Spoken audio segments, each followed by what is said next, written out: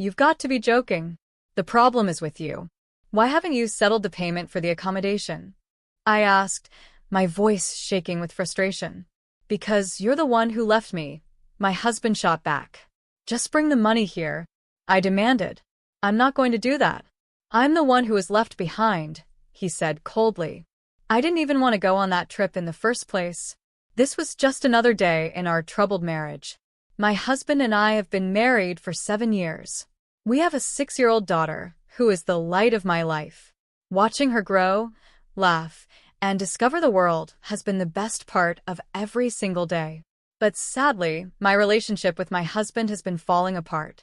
When my daughter turned 1, I decided to quit my job. It wasn't an easy decision, but I wanted to be there for her as she grew. However, instead of supporting me, my husband made it clear that if I wasn't working, I had to take care of all the housework by myself. So I did it all. I cleaned, cooked, and took care of our baby without any help. When she was a newborn, I barely got any sleep. It was exhausting. I remember one night feeling so drained that I asked my husband to help. His response shocked me. "If you don't like it, I can divorce you anytime," he said without hesitation. He even showed me a set of completed divorce papers. He put them in the drawer right in front of me, as if to remind me that he could leave whenever he wanted. After that, whenever we had an argument, he would pull out those papers and mention divorce, with a disgusted look on his face. And then there's my mother-in-law, the person who raised him to think this way. She's just like him, controlling and critical. She comes over to our house whenever she wants, without asking.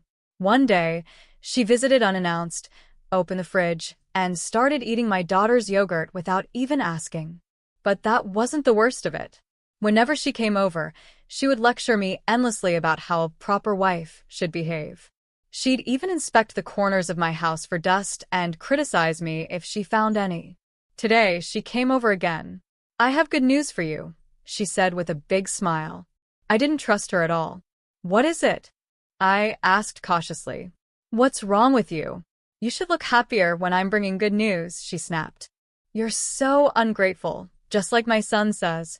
"Okay, what's the news?" I asked, forcing myself to stay calm. "We're going on a trip," she announced proudly. "Where to?" I asked, confused. "It's your job as the unemployed one to figure that out," she said with a smirk. "Honestly, you're really not very smart, are you? It's such a shame." And just like that, she left me feeling small and defeated once again. "I have a surprise for my son, who works so hard all the time," my mother-in-law announced, looking pleased with herself. "A surprise?" I asked, unsure what she meant. "Yes. Let's help him relax and leave behind all his tiredness," she said with a smile. But something in her tone made me feel uneasy. It didn't take long for me to figure out what she meant. My mother-in-law wanted to take her son, my husband, on a trip. The problem? She didn't want to pay for it herself. Instead, she had come up with a plan to invite me and my daughter along. And guess what? She wanted me to cover the entire cost of the trip. Who would want to go on such a trip? Certainly not me. Besides, we simply couldn't afford it. "Let's make it a grand trip," she added cheerfully, acting as if money wasn't an issue. "No. I never said I was going," I replied firmly. "Let me think about this for a while," I added, trying to end the conversation without upsetting her further. That evening, my husband came home from work in a terrible mood. I immediately knew why. My mother-in-law must have called him and told him about our conversation. "I heard you disobeyed my mother today," he said, confronting me as soon as he stepped through the door. "I was just telling her the truth," I replied, feeling defensive. "What truth?" "That we can't take her on vacation," he asked, his voice rising. "That's right. We don't have that kind of money," I admitted, feeling the heavy weight of our financial situation pressing down on me. But he wasn't ready to listen. My mother said it was a surprise. She already told me about the trip. "What's the surprise in this?" I asked, frustrated. "If we can't manage our finances, how are we supposed to afford a trip?" "It's your fault we can't manage the money," he snapped. "How am I supposed to manage money that we don't even have?" I shot back. "Are you trying to say that I don't make enough?" he asked, clearly offended. Well, it's not exactly much, I said, unable to hold back my honesty. You've got to be kidding me, he grumbled. Anyway, I'm going on this trip. You need to plan everything. That's an order. And if you can't do it, we're getting a divorce. His words cut deep. I felt my heart sink. I might as well get a divorce now, I muttered quietly under my breath. But as frustrated as I was, one thought kept me from saying more. What will my daughter think? She was the only reason I hadn't walked away already. In the end, I found myself searching for hotels and trying to plan the trip, not because I wanted to, but because I had no choice. I wasn't even sure about going on the trip, but my mother-in-law kept insisting. After talking with my husband, she became even pickier about her demands. I want a room with an open-air bathtub, she declared, and the meals must be the most luxurious ones at the hotel. Her requests seemed endless, and I couldn't help but wonder how much all of this would cost. But if I didn't meet her demands, I knew what would happen. I'd be met with another storm of sarcasm and criticism. It felt like I had no choice but to give in, even though it frustrated me deeply. Finally, I decided to take a bold step. I shamelessly went ahead and fulfilled all of her requests, but the way I managed it wasn't something she expected. When my mother-in-law found out everything was arranged just the way she wanted, she became oddly tense and annoyed. "This is all thanks to my mom," she said, saying something that didn't make much sense. But I ignored it. That evening during dinner, my husband started one of his usual lectures. He had this habit of scolding me over the smallest things, but after 5 years of dealing with it, I had become almost immune. I let him talk and didn't even bother responding. Thankfully, he never used sarcasm or harsh words in front of our daughter. It seemed like he didn't want her to see that side of him, which gave me some relief. The day of the trip finally came. I found myself sitting in the driver's seat, gripping the wheel tightly. Of course, I was the one who rented the car and, naturally, the one doing all the driving. My husband sat comfortably in the passenger seat, acting like he owned the car. In the back seat, my mother-in-law kept talking to herself about souvenirs she wanted to buy, completely ignoring my daughter, who was trying to get her attention. I drove all morning without a single offer of help from either of them. No one asked if I needed a break or if I was tired. Finally, we stopped at a service area because my daughter needed to use the restroom. I quickly took her, relieved for a moment to stretch my legs, and hurried back to the parking lot. But when we returned, the car was gone. I froze, my heart pounding as I looked around the lot. The car was nowhere to be seen. Feeling panicked, I called my husband. He didn't pick up. Next, I tried calling my mother-in-law. "You two took too long," she said with a laugh, her tone cold and uncaring. So we left. I couldn't believe what I was hearing. They had actually left us behind. I tried to explain what had happened, but she wasn't interested. It was clear they had no intention of coming back for us. I stood there holding my daughter's hand, wondering what I was going to do next. I had only gone to the bathroom for a few minutes, but when I called my husband to find out why he left, his voice cut through the phone with anger. "This is your fault," he said coldly. "You don't listen to me. You have no right to go on this trip. Was this your plan all along? If so, what now?" I felt my heart sink, but he wasn't done. "I'm fine, but what about Jane? She's turning out just like you, too cocky. She even talked back to my mom when she complained about you. She needs to be punished too." I was stunned. My daughter, Jane, had only stood up for me, and now he wanted to punish her for that. But he added, "Since she was looking forward to this trip, I might think about it again when you both apologize. If you understand, you can go home now." Before I could respond, he hung up the phone. I stood there in shock, holding the phone in one hand and my daughter's hand in the other. What was I supposed to do now? I realized how far we were from home. "Mom, are you okay? Did Dad and Grandma leave us?" Jane asked, her small voice breaking the tense silence. I knelt down to her level and forced a smile. "I guess so, sweetheart." "They're so mean, aren't they?" she asked. "Yeah, I think so too," I said softly. "Are we going home?" she asked, tilting her head. I hesitated. "Yes." "But you were really looking forward to this trip?" She smiled sweetly. Only because I was with you, Mom. If you're going home, I'll go home too. Her words warmed my heart. Then let's go on adventure instead, I said, trying to make the best of the situation. An adventure?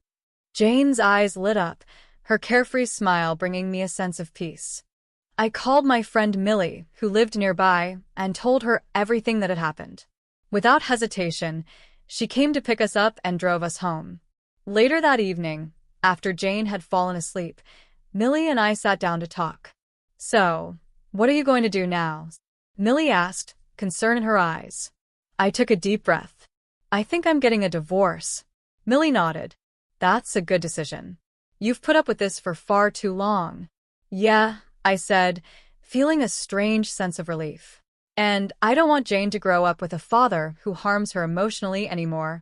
The next morning, I signed the divorce papers that had been sitting in the drawer for years. Millie filled in the witness box, and, ironically, my mother-in-law's name was already written in the other box. Thanks to that, I was able to file the papers immediately. 5 days after returning home, my phone rang. It was the beginning of a new chapter in my life. After dropping my daughter off at kindergarten, I got a call from my husband. His tone was sharp and angry. You've got to be kidding me. You're the one causing all the problems. Why haven't you paid for the hotel accommodation? He demanded. Because you're the one who left me behind, I shot back. You should have paid for it in advance. Oh, really? He sneered. And why does it cost $10,000? That's ridiculous. It costs that much because it includes all the special requests your dear mother made, I replied sarcastically. You and your mother had a great time there, so why don't you split it? That would be $6,000 each. There was silence for a moment, and then I heard a woman's voice in the background.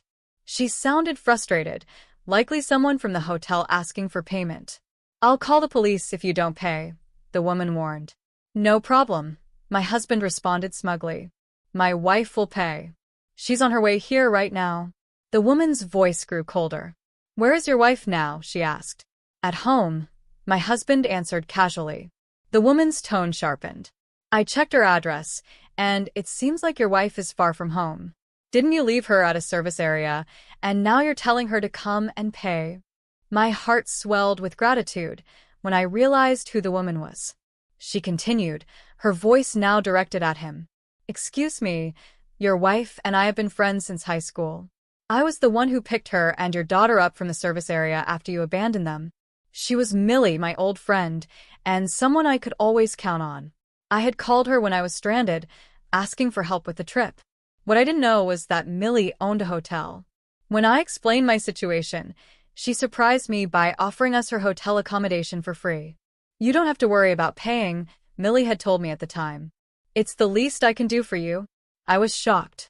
Back in high school, Millie had struggled with her future. Her family owned a well-known hotel, but she had different dreams. As the only daughter, she felt obligated to take over the business even though it wasn't what she wanted. I had been her shoulder to lean on, encouraging her to follow her heart. Though she ended up managing the hotel, she told me she never forgot how much I supported her during that difficult time. She felt like she owed me a favor and saw this as the perfect opportunity to repay me. I told your husband there's no payment needed, Millie said firmly, but he clearly doesn't care about you. I felt a mix of gratitude and sadness. Millie's kindness reminded me that there were still good people in my life, even as I prepared to let go of my marriage. I don't have a personal connection with you, Millie said firmly. In other words, you're just hotel guests. Since you're only guests, I'd like you to pay the full price for your stay. My husband, caught off guard, tried to argue. All right, look, why don't you put it on your credit card for now, and I'll charge it to my wife later? Millie wasn't having it. I don't want to do that, she replied calmly. It's not that you don't want to, Millie added with a sharp tone. It's that you can't. Isn't that right? My husband's face went pale. Wait, what do you mean? He stammered. Well, Millie explained, your salary is $3,500 a month, and your credit card limit can't be more than $6,000. Isn't that correct? My husband stood frozen, unable to respond. Millie turned to me. He said you're lying about his income. He claimed he had a great salary. I sighed. He's a salesman. He gets incentives when he makes a big sale, but most of the time, he only gets the minimum guaranteed salary. He brags about his income, but the truth is, it's nowhere near enough to pay for something like this. Millie wasn't impressed. Don't tell me you're planning to pay for this out of savings, she said, looking at him sharply. No way, I said before he could speak. That money is for divorce costs, child support, and alimony. What are you talking about? My husband snapped, his voice rising. I filed for divorce, I said, standing tall. You've been threatening me with divorce for years, remember? You always said you'd divorce me anytime. Well, I finally did it. I submitted the papers as fast as I could. He looked stunned. Wait, what? You're serious? Yes. And since we're not married anymore, I don't owe you anything. Not now, not ever. My husband had no choice but to promise Millie he would pay the hotel bill in installments. After that, I contacted an attorney to formally file for custody of my daughter, child support, and alimony. I packed up our belongings and took my daughter back to my parents' house, where we started fresh. Ironically, one of the regular guests at Millie's hotel was an executive from my husband's company. When he found out about the situation, he ordered my ex-husband to pay the full hotel bill immediately. As for my mother-in-law, she was furious when she discovered how little her son earned. She called me, begging me to reconsider the divorce. She wanted her son to support her in the future and couldn't believe I had actually left him. My ex-husband also called me, insisting that Jane needed a father and that we should remarry. I ignored him. Now, my daughter and I are happily living with my parents. Jane is smiling more than ever, and I feel free for the first time in years. There's no way I'm going back to that life. I don't even know what my ex-husband is talking about anymore. He says our daughter needs him, but he never really took care of her anyway. After the divorce, he moved back into his mother's house. At work, things aren't going well for him either. He's not a good planner, so he waited until the last minute to apply for vacation time for that trip.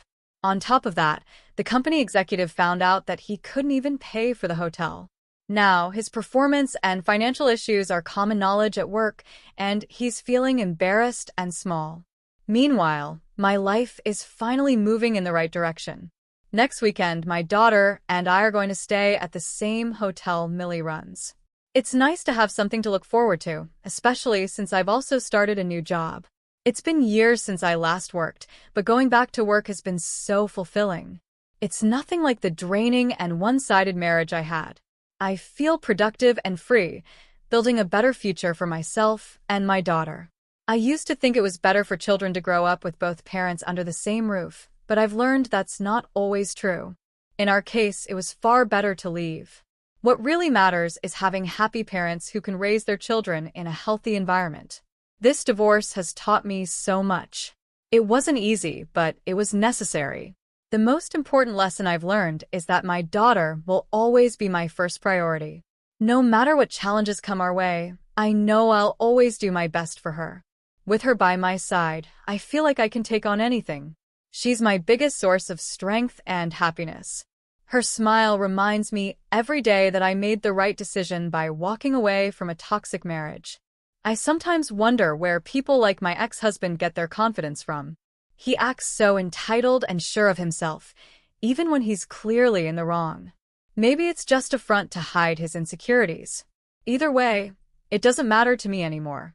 The divorce was the best decision I've ever made.